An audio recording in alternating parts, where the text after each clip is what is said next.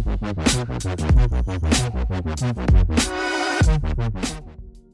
YouTube, welcome to another one. Android got the long awaited visual overhaul in the form of Android 12.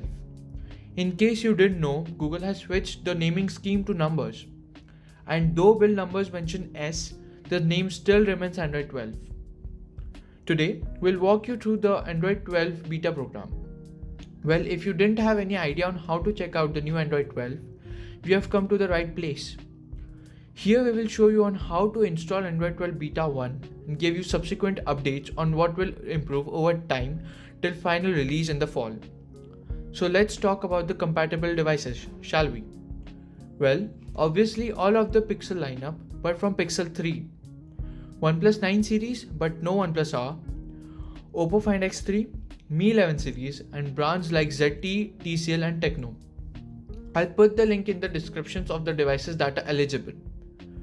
So to install Android 12 Beta 1, you need to follow these steps.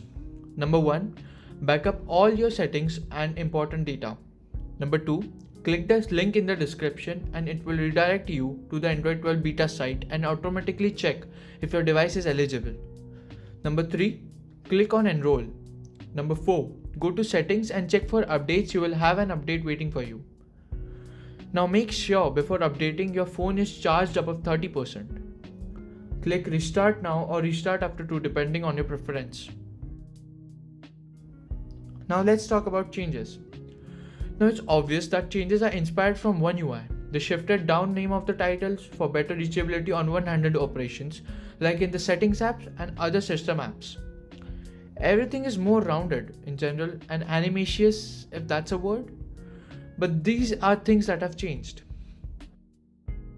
The clock has been shifted to the left when there are notifications, and when there are no notifications, it takes up the whole screen, and I have to say I quite like it. Basically what this does is, when you wake up the phone, the animation of screen powering on starts from the power key, and when you raise to wake up, it will start from the center.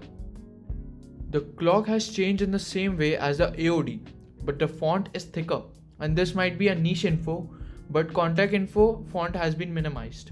Also, the notifications are more bubbly. There are no secondary options when you slide the notifications like snooze and notification status settings. On sliding, the notification just clears away. It's, well, a colorful wave on the screen as you can see. Again, with more animations, the circular tab changes to square curl when you press them, and if you enter the wrong pin, the incorrect text is in black rather than red in previous version. Moving on to the quick panel, this is one of the most significant changes, and the tiles are pill shaped and accommodate more information than before. And you can see more of the Material You UI in here. For the notification shade, the background changes to plain color background rather than translucent. This is more controversial design change. You will either hate it or love it.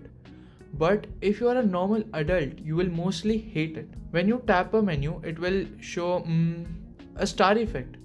Let us know what you think about this in comments below. Google has changed the dark mode to some grey mess that actually doesn't benefit in battery saving. This will come later. Google has introduced a new theming scheme that basically chooses a color palette from the wallpaper you have set, but strangely it is not available on a Pixel 4a. Number 10. Toggles have more like iOS feels. The toggles have been revamped and given a more visually appealing feel when they are turned on and off. This was already present in previous versions, but this has been exaggerated extensively across the OS, and also have been added in third-party apps like Twitter, WhatsApp, and Instagram, just to name a few. Finally, a one-handed mode baked into the stock Android, though only kind of cause it's a shameless ripoff of iOS's accessibility feature. But interestingly, all Google Pixel phones currently are manageable in one hand. Does that hint that Pixel 6 will be a large phone? Only time will tell. Continuing on the list of changes, the volume panel is thick and well, following the suite of Material You interface. If it's not apparent till now, Android 12 is aimed to make the interface more enjoyable. and it may or may not please you, but for us, they went a little overboard with the color and size of icons. Now, like iPhones and Galaxies in the past, long pressing the power button triggers like the virtual assistant, which in Android is Google Assistant. Now there are some bugs we found. For example, one-handed mode doesn't work.